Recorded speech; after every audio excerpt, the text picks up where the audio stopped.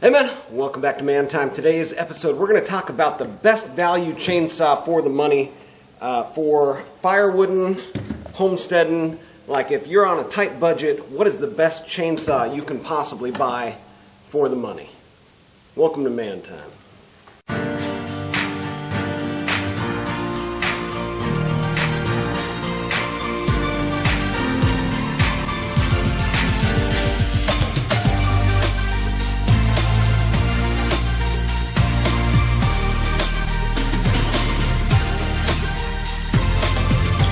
Well, it's getting harder and harder to find a good use for our money and figure out the best possible way to spend our money in this day and age. And we're coming up on firewood season here, at least for most people, coming into the fall season. And let's just say you go out and try to start up your chainsaw and it's dead in the water, won't start. You take it to the shop and they say, oh man, you must have blown it up or whatever. The repair bill is going to be more than the cost of a new saw. Why don't you just buy a new saw? And then they show you the new saws, and it's like you can get a cheap homeowner grade junky saw for 500, 600 bucks. You can get like a 45 to 50 cc professional saw for 700 bucks. Or you can jump up, get into the 60, 70 cc class for 1,000 plus, right? And you're just like, those aren't the options I want. I know, because I've been there, right? I had a 350 and it was scored up and blown up, and I went to the store and I got similar options back when I was starting out homesteading here and doing firewood to make money, you know. But I think I've got it narrowed down. I was thinking long and hard about this, like what chainsaw would I recommend for somebody that was in my position starting out homesteading. You know, for me it was 10 years ago.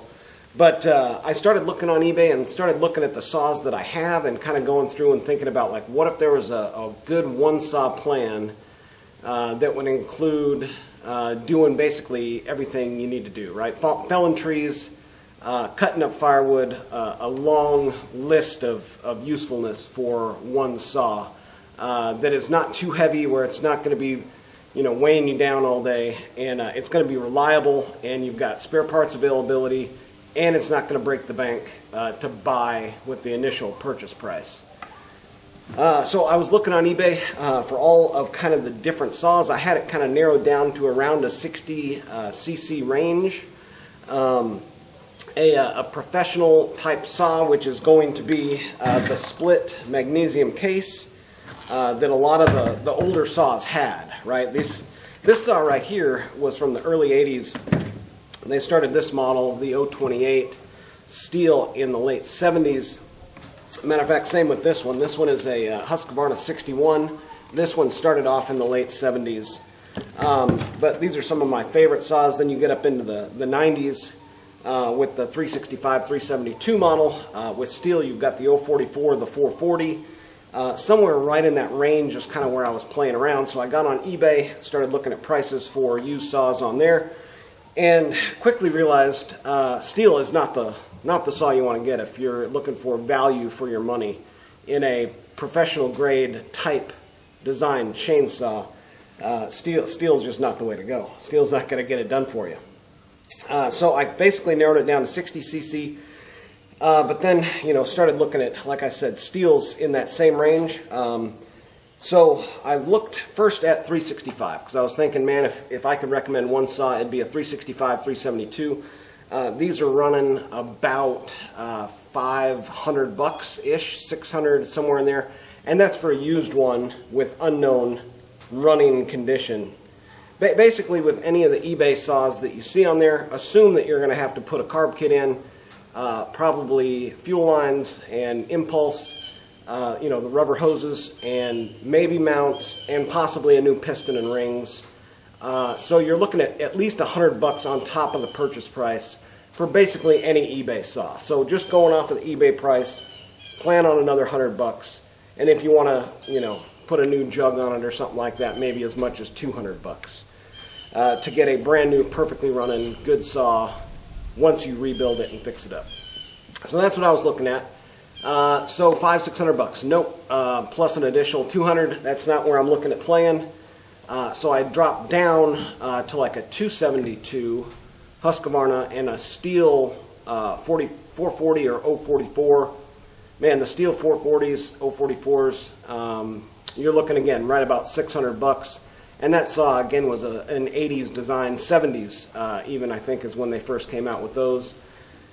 And then so I started kind of like dialing it back a little bit further and started looking at, let's see here, an 038, even an 028, even those are like 200-300 somewhere in there. And this is just not even quite a 50cc saw. The Stihl 028 Wood Boss. You can get that for about $200. So I was like, man, that might be a good candidate. It's about 50 cc's. You can do a lot with 50 cc's. But in a previous video, I took it apart and kind of looked at it and looked at how it was constructed and that sort of thing. Even though it's got the magnesium split case, there's a lot of proprietary stuff on there and not a good aftermarket support. So that brought me to the Husqvarna 61. Same era. This one actually has a super long running history from the late 70s all the way into the 90s, the mid 90s. And then they upgraded it in the 90s to the 272 with the 52 millimeter, big bore with the 34 millimeter stroke. An excellent saw. Very, very good saw. And the price tag on the 61, maybe one of the most underrated saws out there on the market, and the best value for your money. The Husqvarna 61. You can find those with the white top, the Ranchers. Those were late 70s. They did make some improvements and some upgrades throughout the years for those, so there's going to be some different things like the chain brake on the original ones. Well, some of them didn't come with a chain brake. Then they went to a metal chain brake, which was a hollow tube, which often got bent or broke, so then you're back to no chain brake.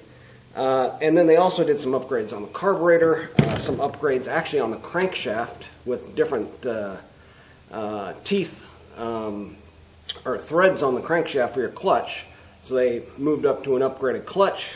So there's some different things to kind of look out for there with the 61. But essentially, any of the 61 series are going to be good to go as far as initial purchase price, aftermarket parts, and support. And the ability to fix and work on it, very simple, easy design, split magnesium case, jug comes right on and off the top. We're going to get in here and take a little bit closer look, and then we're also going to go put it in the wood and put it up against its $200 competitor. But yeah, aftermarkets, upgrades, if you wanted to do that, everything is available for the 61, and the initial purchase price to get in the game is the lowest out of any of the, that class of 60 to 70 cc saw. It's the lowest entry price in the game. You can even go up to a 266, and those are running about $300. The 272s are starting about $400. I think the word's kind of out on those. Man, that's a good saw. But you can take your 61, put a 272 52 millimeter top end on it with that 52 millimeter piston, and boom, you've got yourself a 272. There is some gotchas as far as the older Rancher style, like this upper plate here. You may need to cut a little hole for the spark plug to get in there, and then with the metal handles, the decomp is blocked. So you'd have to plug off your decomp on that 272. And that's exactly what I did here. Even though I've got the ability to run the decomp with this newer style 61, I just went ahead and blocked it off. It's not that big of a deal to pull over a short stroke saw like this. So that is my recommendation. Let's get in a little bit closer and see why it's my recommendation as far as a close-up on the saw. Alright, well here we go. This is the Husqvarna 61, and you can see here, very easy to work on. Super intuitive controls. You've got the choke. This one you're going to have to set half throttle with this little thumb lever here. But other than that, it is really just super simple. You've got the split case, magnesium case design. You've got the cylinder, coming right up out of the middle there. You've got the carburetor, and it's got a hard boot connecting the intake to the cylinder. And then you've got the exhaust just bolted on. I mean, super simple design. Exactly what you want in a professional grade chainsaw. The only difference here, with some of the newer saws like the 365, is going to be the quick access, to the air filter through here, and a quick disconnect on the air filter to clean that off. And other than that, not too much of a difference. The same basic design principles Husqvarna used throughout its chainsaw line. On the other hand, for the value of your money, you can get the same saw essentially in this 028 or 038 even for about $300. But Stihl uses a lot of proprietary things like the clutch side bearing inside of there, very difficult. Seals, very difficult to find. The fuel line, proprietary. Vent line, proprietary. Or impulse line, proprietary. And basically everything on the saw is more expensive to fix if it fails. You've got these weird flat washers that seal the gas tank. The controls are much less reliable. And the choke is built into the air filter on this model here. So more complicated, more things to fail. It's going to be a less reliable system overall compared to, again, the 61 and the simplicity there. Direct rod onto your choke lever on the side of your carburetor. And, I mean, just really, really intuitive stuff. And again, simple in design and best value as far as I could find in my recommendation for best valued chainsaw on the market. So, this one actually has a Tecumseh TT 52 millimeter top end with that 52 millimeter TT piston that came with it. I did end up upgrading to a Meteor piston cable rings with this Tecumseh cylinder. I JB welded and plugged off the decomp, and it is a very, very good saw, which we are going to see right now. So let's talk about kind of the three main things you're going to use your chainsaw for that I feel the 61 is going to be very, very competent, if not overcompetent, for all three of these tasks. One is going to be cutting down trees. Two is going to be limbing them up and cutting them up to where you can get them drug up to your log drop, your log land. Three, well, I guess there's going to be four, because there's one that you really don't think about. Three is going to be cutting those up into firewood lengths to then be split. The fourth one, I guess, is not so much heard of, but ripping. There's going to be, and case in point, this gigantic 24-inch-ish diameter piece of oak, which you're going to want to split in half before you go and try to lift it up onto your splitter, or lift it into a bucket or somewhere where you can, get it split. Red oak is not splittable by an axe, as I've shown more than once.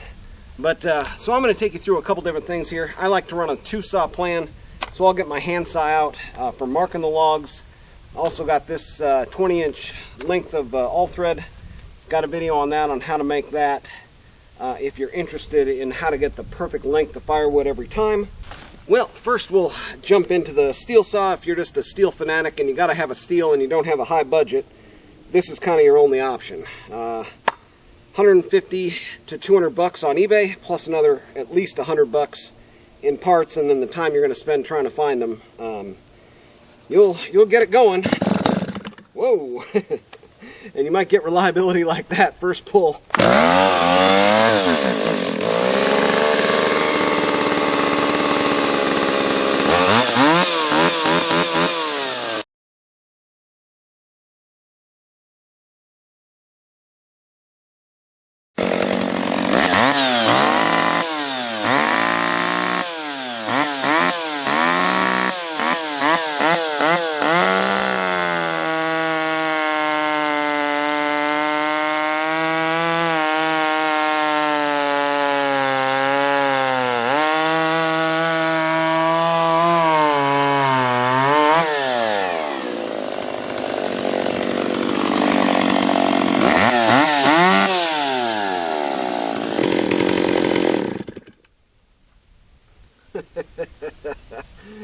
Yeah, I mean, so there was really nothing wrong with this saw.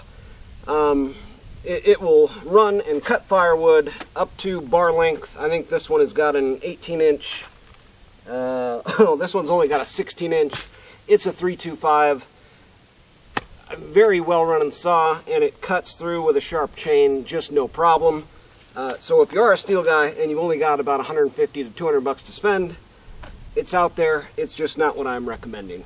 Now, I will admit, when I first got this saw rebuilt, put back together, it did initially give me some problems. The majority of that was in the fuel line and in the fuel filter. When I flushed the gas tank out, I guess it still had enough kind of sediment in there. It was clogging up the fuel line, or I'm sorry, the fuel filter. But beyond that, the fuel line that I used was not good fuel line. So, I mean, some of the lessons learned there, use Echo fuel line or Husqvarna branded fuel line, and stay away from the green Tygon and or anything else other than black rubber lines. But after all that, I did have to go through the whole thing. There's videos on that, so look up Mantime Husqvarna 61/272 for all of the upgrades that I did to it. Again, this is a later model, so it's going to have the bigger carb and stuff on it, but it is essentially a 272 at this point. And if there was only one saw that I could choose for the money, it would be this one, and that's why we're looking at it here, right? So for me, I like to start up my saws, let them warm up for about 60 seconds or so, and then get into using them. I need to rip these so I can get them up into the bucket without hurting my back. I think that would probably be a wise move. So, let's do it.